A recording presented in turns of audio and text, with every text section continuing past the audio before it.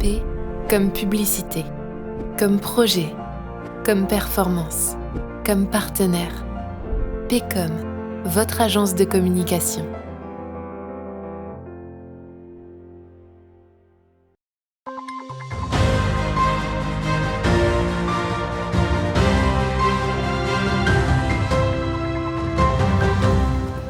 Bonsoir à toutes et à tous, bienvenue dans ce 15 Info de ce mercredi 15 mars. Voici les titres. En cette 8e journée de mobilisation, les manifestants contre la réforme des retraites ont de nouveau organisé des blocages.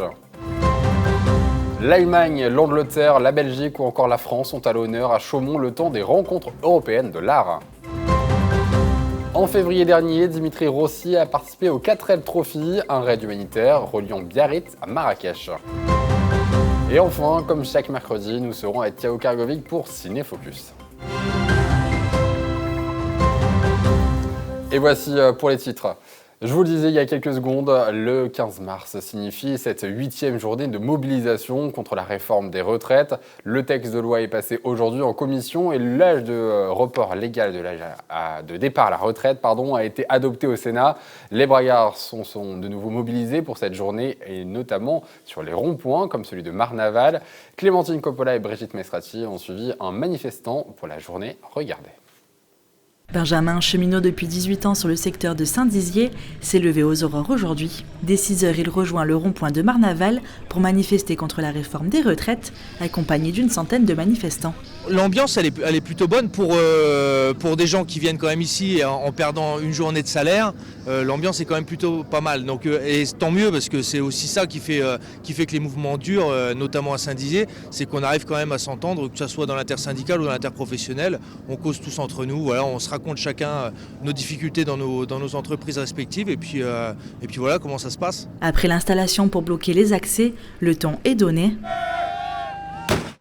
Et le filtrage des chauffeurs peut commencer. Le but, c'est de faire des actions qui se voient et qui gênent forcément, puisqu'on a essayé de manifester le plus paisiblement possible et dans nos entreprises, on a fait des piquets de grève, des trucs locaux, et puis on s'aperçoit que ça ne sert pas au débat et qu'on n'écoute encore pas la rue. Donc on s'est dit on va tous se rassembler, faire des actions qui marquent, des actions qu'on voit partout. Sur le temps de midi, la bonne ambiance règne toujours. Tous les syndicats se réunissent autour d'un barbecue pour faire un point sur la situation. 10, 12, 15, avec la main sur ce rond-point-là, se dire on vient et on verra comment ça se passe, ça peut marcher aussi comme ça. Hein. On vient. Ok. 15h, les manifestants plient bagages pour se diriger vers le centre-ville de Bragard et la circulation reprend normalement. On s'est tous donné rendez-vous à 17h pour une manifestation au centre-ville et pour permettre à tous ceux qui n'ont pas pu être là ce matin et qui n'ont pas pu faire grève dans leurs entreprises de rejoindre les cortèges. 17h devant des centaines de manifestants selon la police, Benjamin s'exprime sur la place Aristide-Briand. Le gouvernement veut nous rendre invisibles. Rappelez-vous les mots dans la bouche de Macron, celles et ceux qui ne sont rien. Ils n'ont pas changé, toujours à penser qu'ils sont tout, qu'ils ont raison sur tout et que nous n'avons notre mot à dire qu'une fois tous les 5 ans. L'article 7 concernant le report de l'âge légal à la retraite a été adopté par les sénateurs. Les manifestants vont donc continuer de se mobiliser. Je vous le disais en titre, l'Allemagne, l'Angleterre et la Belgique ainsi que la France sont à l'honneur à Chaumont le temps des rencontres européennes de l'art. La Chapelle des Jésuites accueille jusqu'au 10 avril prochain l'exposition d'art contemporain. Clémentine Coppola nous fait visiter. L'art européen s'invite à Chaumont. Depuis le 4 mars, une cinquantaine d'œuvres réalisées par des artistes étrangers sont exposées à la Chapelle des Jésuites.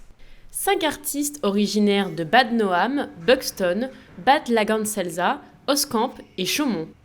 Le but, promouvoir l'art européen grâce aux villes jumelées à Chaumont et proposer une sélection d'œuvres accessibles à tous. Que chaque pays puisse montrer un artiste, enfin chaque ville puisse montrer un artiste et puis de voir finalement la richesse qu'on avait dans l'art européen aujourd'hui avec des artistes renommés dans chacun de leurs pays, puis même à l'international.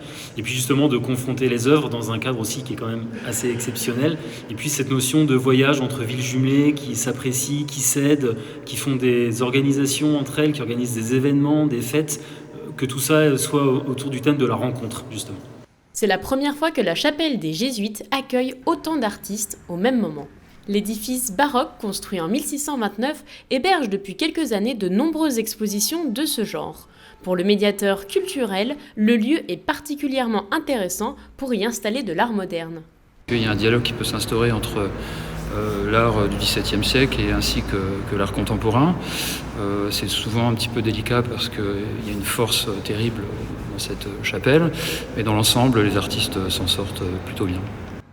Ces œuvres font partie des rencontres européennes de l'art, qui sont une exposition itinérante d'abord présentée en Allemagne avant d'arriver à Chaumont. Le 10 avril, elles repartiront de nouveau pour un voyage, cette fois-ci en Belgique. En février dernier, Dimitri Rossi a participé au 4L Trophy, un raid humanitaire reliant Biarritz à Marrakech. Une expérience unique pour le jeune homme haut-marnais. Retour en images avec Manon de Fontis.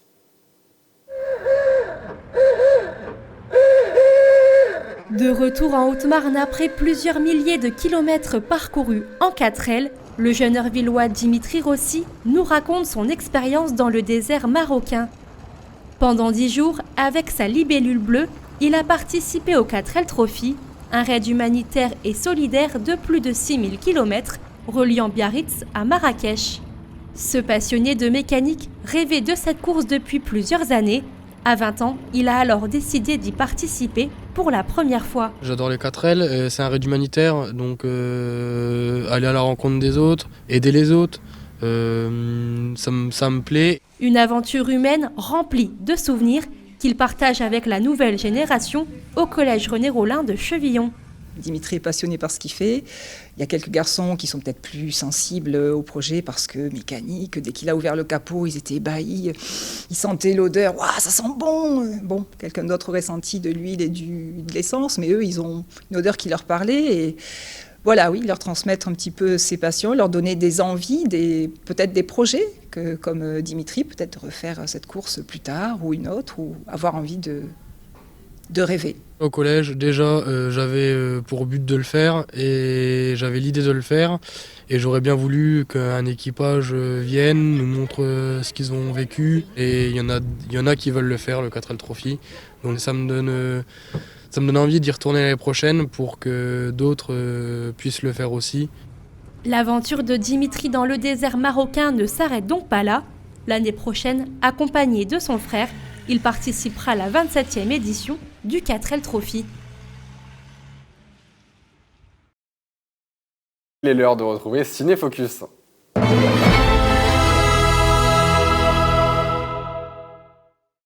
Bonsoir Thiago, le film Les Trois Mousquetaires était au Ciné-Quai en avant-première samedi. 3 acteurs du film étaient attendus pour la projection, mais la production a finalement décidé d'annuler. Ça ne nous a pas empêché d'aller voir le film, Thiago. Bonsoir Antoine. Non, et je n'étais pas le seul. Impossible de manquer l'un des événements les plus attendus du cinéma français cette année, car en effet, le réalisateur Martin Bourboulon s'offre ce qu'aucun cinéaste français n'avait fait en 60 ans, l'œuvre d'Alexandre Dumas. Adapté sur grand écran, il développe cette aventure romanesque en diptyque, dont il sert un premier volet sombre et épique, intitulé D'Artagnan. Et pour cette adaptation, le réalisateur s'est quand même offert un casting de stars 4 étoiles, n'est-ce pas ? Oui, tout à fait. On retrouve François Civil en D'Artagnan, Vincent Cassel en Athos, Pio Marmaille en Porthos, Romain Duris en Aramis ou encore Eva Green en Milady de Winter. La liste est longue et non exhaustive. En bref, le casting est juste fantastique, d'autant plus que l'équipe a bénéficié de 9 mois de préparation. Une belle affiche en somme, de quoi faire venir le public en salle. Bande-annonce. D'Artagnan, vous êtes le fils d'Achille ? Oui. Je rêvais comme lui d'enfiler la casaque et de servir mon roi. Bon, je joindrai les cadets. Et un jour, peut-être, je serai mousquetaire. Excusez-moi. Quoi, c'est tout ? Vous voulez donc que je déclare la guerre aux protestants et à l'Angleterre? Ce serait intelligent que d'avoir peur. Votre Éminence, Il est dit. Buckingham et la reine vont enfin pouvoir se retrouver. La reine préfère le déshonneur à la guerre. Elle aura le déshonneur. Et nous aurons la guerre. Vu cette bande-annonce, le film annonce un grand bain d'émotions. Toutefois, est-ce que le résultat est vraiment au rendez-vous ? Eh bien, désolé de décevoir ceux qui nous regardent, mais le résultat est bel et bien décevant, si ce n'est quelque peu frustrant. Bien que le film ait bénéficié d'un budget monstrueux pour être réalisé, 60 millions d'euros mis sur la table par Pathé, un tournage réalisé entièrement en France, près de 800 costumes conçus à la main pour plus de 1200 figurants, eh bien, le film piétine et s'embourbe. Le réalisateur annonçait dans une récente interview vouloir réaliser un film d'aventure et familial à la fois, en s'appropriant intelligemment les codes de l'œuvre originale. Mais est-ce que c'est vraiment chose faite ? Pas vraiment. Il y a chez le réalisateur une vraie envie de retranscrire cette noirceur d'antan, celle d'une époque sombre, sale et impétueuse. Mais malheureusement, ce dernier n'y parvient que vaguement. En effet, les images sont d'une tristesse fastidieuse, les effets spéciaux très discrets, la bande originale inexistante et les transitions lentes, voire incompréhensibles. Aussi épique soit-elle, l'aventure n'est pas au rendez-vous. Toutefois, le réalisateur a le privilège de nous donner envie de voir la suite. Le deuxième volet sortira en salle le 13 décembre 2023. En attendant, voici l'avis des spectateurs. Au top, film super casting. J'ai hâte de voir la deuxième partie en fait. Le film était bien, la réalisation super. C'était top, franchement super, vraiment bien, les costumes sont magnifiques, puis l'intrigue est intéressante, tout, donc hâte de voir la suite. C'était très bien, vraiment très bien. Les décors, les costumes, les acteurs, il y a un casting magnifique. Non, c'était vraiment super, aucun regret d'être venu, malgré que l'équipe ne soit pas présente à la fin, aucun regret. On a hâte de voir la suite d'ailleurs. Moi, ça m'a beaucoup plu. Parce que c'était sombre, c'était vraiment quelque chose que je trouvais prenant, comme si la réalité, elle venait tout d'un coup se projeter contre nous. Moi j'ai apprécié le film, franchement ça fait plaisir d'avoir des productions comme ça, françaises de telle ampleur, donc ça fait du bien je trouve de voir des films comme ça. Ouais. Eh bien merci Thiago, c'est la fin de cette édition, merci de l'avoir suivi. Tout de suite vos prévisions météo de demain, excellente soirée à tous. Toute l'actualité qui vous concerne, à voir et à revoir dès maintenant sur puissancetélévision.fr et sur notre application mobile.